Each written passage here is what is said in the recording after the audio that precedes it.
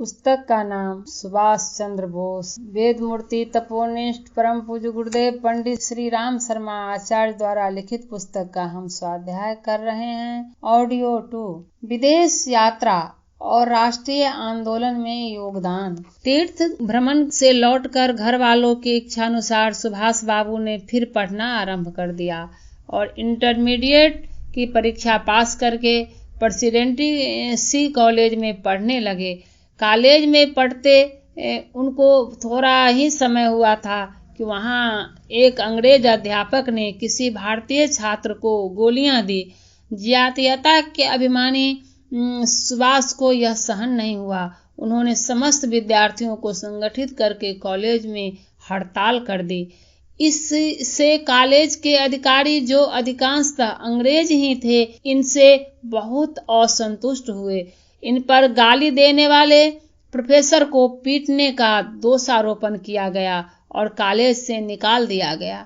इस पर सुभाष अपने पिता के पास कटक चले गए और वहीं 2 वर्ष तक निवास करते रहे। अंत में श्री आशुतोष मुखर्जी के प्रयत्न से, जो उस समय कलकत्ता यूनिवर्सिटी के वाइस चांसलर थे, उनको फिर कर्टिस चर्च कॉलेज में पढ़ने की अनुमति मिली और सन 1918 में बीए पास करके एमए में दाखिल हो गए। घर वालों और पिता की इच्छा थी कि वे विलायत जाकर आईसीएस इंडियन सिविल सर्विस अर्थात उच्च अधिकारी सरकारी अधिकारी की परीक्षा पास करें। सुभाष चंद्र सरकारी नौकरी के लिए बिल्कुल तैयार न थे, पर घर वालों के बहुत दबाव देने से विलायत चले गए। इसमें उनका एक उद्देश्य यह भी था कि विदेश यात्रा करके अपने ज्ञान और अनुभव को परिपक्व करें। वे अच्छी तरह जानते थे कि जब हम संसार की दशा का निरीक्षण करके विदेशियों की शक्ति और अपनी निर्बलता का कारण न समझ लेंगे, तब तक देशों द्वार का कोई प्रभावशाली उपाय किया जा सकना संभव नहीं है। इस विषय में उनके मनोभाव क्या थे, यह उनके अपने मित्र को लिखे एक पत्र से प्रकट होता है। मैं एक विषम समस्या में पड़ गया हूँ। कल ही घर से संवाद आया है कि मैं विलायत जाकर अध्ययन करूँ। मुझे इसी समय वहाँ की यात्रा करनी पड़ेगी। इस समय जाने से वहाँ भी किसी नामी यूनिवर्सिटी में दाखिल हो सकने की आशा नहीं है। घर वालों की इच्छा तो यह है कि कुछ महीने पढ़कर आईसीएस सिविल सर्विस की परीक्षा में बैठ जाऊं। मेरी अपनी इच्छा यह है कि विलायत जाकर किसी अच्छी यूनिवर्सिटी की उपाधि प्राप्त करूं, जिससे आगे चलकर मैं अपने देश के शिक्षा संबंधी क्षेत्र में काम कर सकूं। पर यदि मैं इस समय घर वालों से यह कह दूं कि मैं सिविल सर्विस की परीक्षा नहीं दूंगा, तो फिर मेरी विदेश यात्रा का प्रस्ताव सदा के लिए समाप्त हो जाएगा। इस अवस्था में मैं इस अवसर को छोड़ दूं या किसी प्रकार उसे स्वीकार कर लूं, यह निश्चय नहीं कर पाता। फिर एक कठिनाई यह है कि यदि मैं सिविल सर्विस की परीक्षा में पास हो गया तो क्या होगा। सरकारी नौकरी कर लेने पर तो मेरा उद्देश्य ही समाप्त हो जाएगा। इस प्रकार घर वालों के आग्रह और विदेशों का अनुभव प्राप्त करने के उद्देश्य से श्री सुभाष विलायत यात्रा के लिए सहमत हो गए और इंग्लैंड पहुंचकर कैम्ब्रिज यूनिवर्सिटी में अध्ययन करने लगे और वहां भी अपना ध्यान सिविल सर्विस परीक्षा पास करने की बजाय भारतीय समस्याओं की ओर ही अधिक था। इस संबंध में अपने एक पत्र में बतलाया था। यहाँ पर इंडियन मजलिस नाम की भारतवासियों की एक संस्था है, जिसका प्रति सप्ताह एक अधिवेशन होता है और बीच बीच में बाहर के प्रसिद्ध वक्ताओं को भी बुलाया जाता है। एक बार श्रीमती सरोजिनी नायडू ने युवकों का साम्राज्य विषय पर भाषण दिया था। पिछली बार श्री पियर्सन का व्याख्यान सुनने को मिला। मेरे आने से कुछ समय पहले ही तिलक महाराज भी इसमें पधारे थे। सरकार के इंडिया ऑफिस ने उसमें बाधा डालने की चेष्टा की थी, पर सफलता न मिल सकी। यहाँ रहने वाले भारतवासियों के विचार बड़े उग्र हैं। तिलक महाराज ने जब अपने विचार नरमी के साथ प्रकट किए तो सबने उसका प्रतिवाद किया। यहाँ के लोग बड़े उद्यमशील हैं, सबको समय की कीमत इनका ज्ञान है, पर काम करने का एक नियत ढंग है। ये लोग सब काम घड़ी की तरह नियत घंटा मिनट पर करते हैं। ये लोग पक्के आशावादी भी हैं, जबकि हम जीवन के दुखों के लिए विशेष ही अधिक विचार करते हैं। ये लोग अधिकतर जीवन के सुख और प्रकाश के विषय में ही सोचते हैं। इनका सामान्य व्यवहारिक ज्ञान बड़ा प्रशंसनीय है और अपने जातीय हित को ये खूब समझते हैं।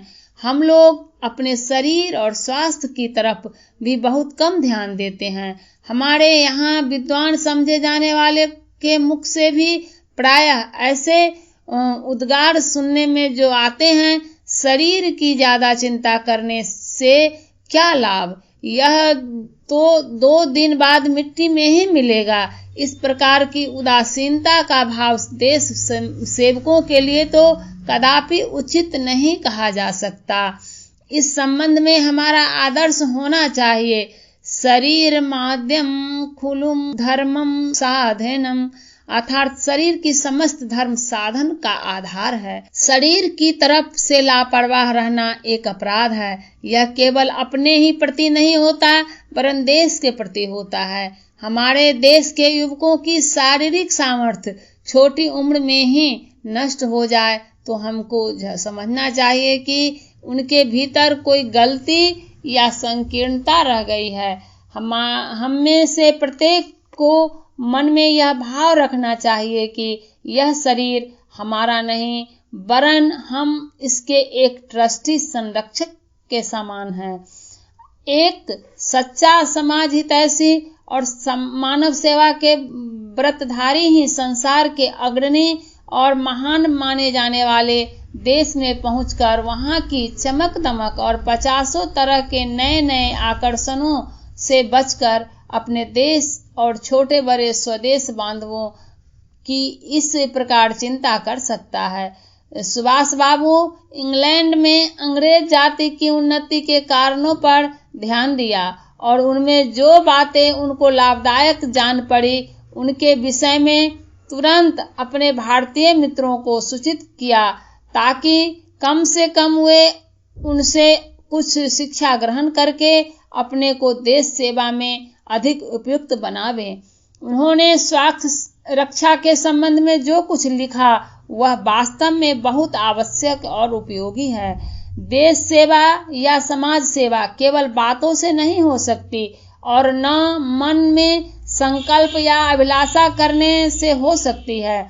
जब तक हमें इस प्रकार की सेवा करने लायक योग्यता और शक्ति न होगी, तब तक हम इस संबंध में कितनी ही चर्चा परामर्श करें तथा उत्साह दिखाएं, पर उसका कोई परिणाम नहीं निकल सकता। अगर मनुष्य का स्वास्थ्य ही ठीक नहीं है, पर वह रोगी बनकर चारपाई पर पड़ा रहता है या कोई परिश्रम का काम नहीं कर सकता, तो वह हार्दिक इच्छा रखने पर भी सेवा और परोपकार के मार्ग में कोई उल्लेखनीय कार्य नहीं दिखला सकता। शरीर यद्यपि एक भौतिक चीज है, पर वह आत्मा का आवास है और हमारी आत्मा और मन बुद्धि भी अपनी अभिव्यक्ति के लिए उसी के आश्रित है।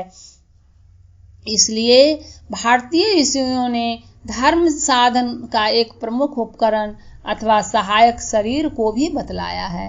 सुभाष बाबू के हृदय में देशभक्ति का जो सागर हिलोड़े मार रहा था, वह तब तक अपना कुछ प्रभाव नहीं दिखला सकता था जब तक कि वे उसके लिए आवश्यक परिश्रम और कष्ट सहन करने की शक्ति न रखते हों।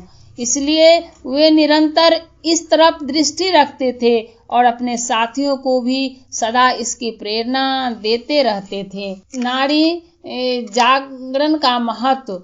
सुभाष बाबू का ध्यान भारतीय नारियों के जागरण की तरफ भी जाता रहता था। वे जानते थे कि किसी समाज का उद्धार केवल पुरुषों की चेष्टा से नहीं हो सकता।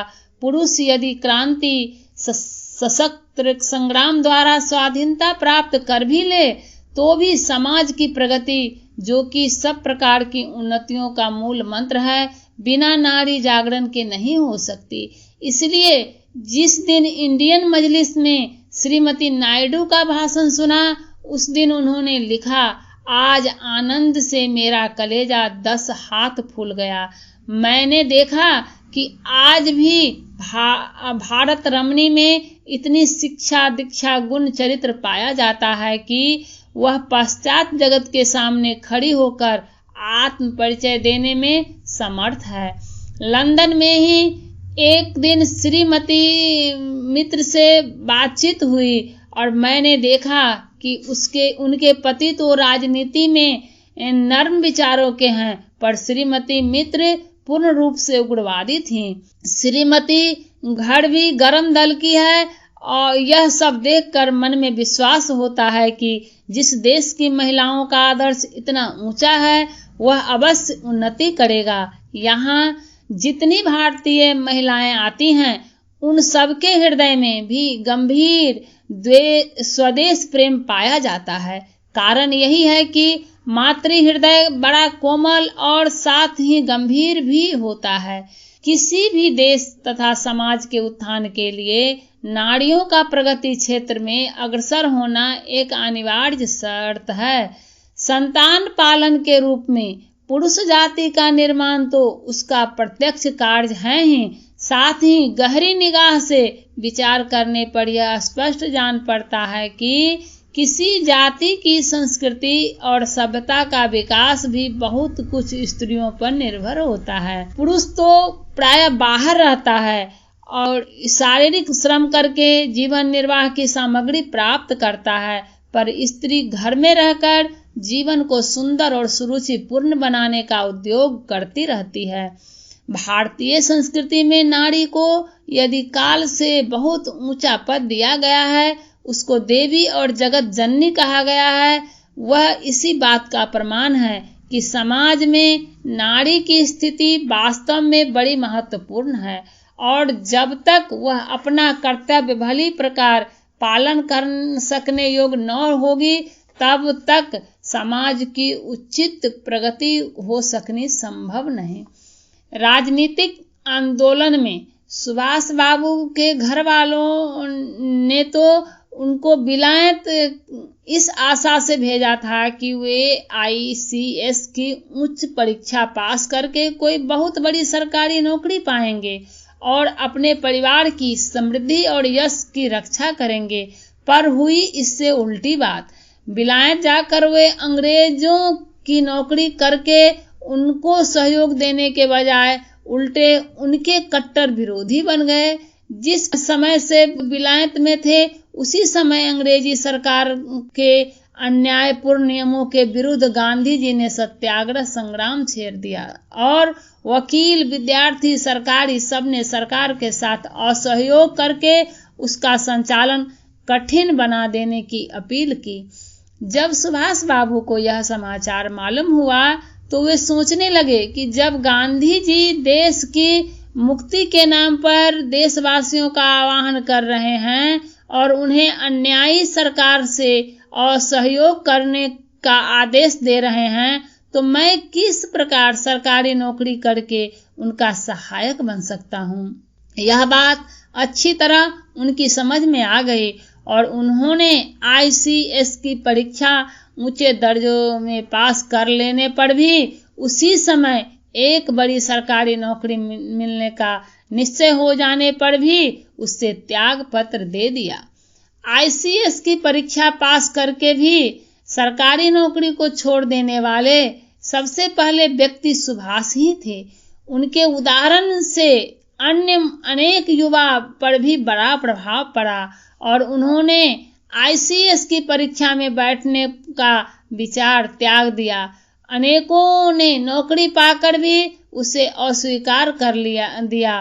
सन 1921 की मई में उन्होंने ICS की परीक्षा पास की और उसी समय उसे त्याग कर भारत के राजनीतिक संग्राम में भाग लेने चल दिए।